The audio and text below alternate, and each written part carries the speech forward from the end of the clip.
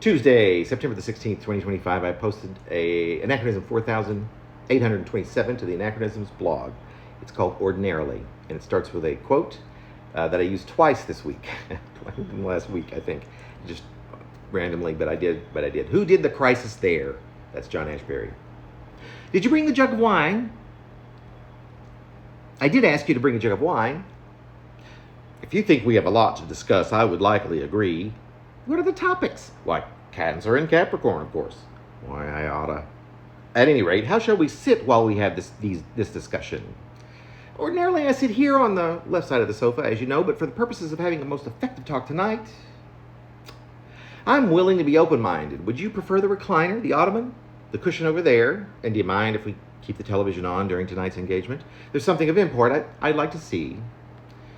These, at least, were some of the various voices that they heard in their roundabout heads.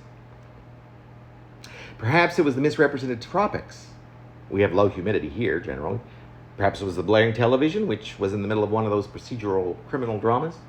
It was crime, after all, that was on both of our minds, which is a pity, given that neither were criminals. Neither of us are criminals. Not of the hardened sort, at any rate. Come over here, let's sit side by side on the couch like this. And so it began. They were both so eager to please. Or perhaps it had been too long since either had had the opportunity to stare into the unsettled pools of the other's eyes. Both had pairs that were brooding and lacking distinct coloration. They both remembered the days of black and white, homes with one television set, and wood-encased stereos with turntables hidden inside and lots of static. These were so elongated that one might have to sit underneath the entire length of the living room window with the television tucked into the darkest corner, ready to light up the night once the hubbub of each member of the household's arrival from home from work, from school, and from day's appointments, etc. Each man sat cross-legged on the couch facing the other, anxiously readying himself for what were wildly separate scenarios which each envisioned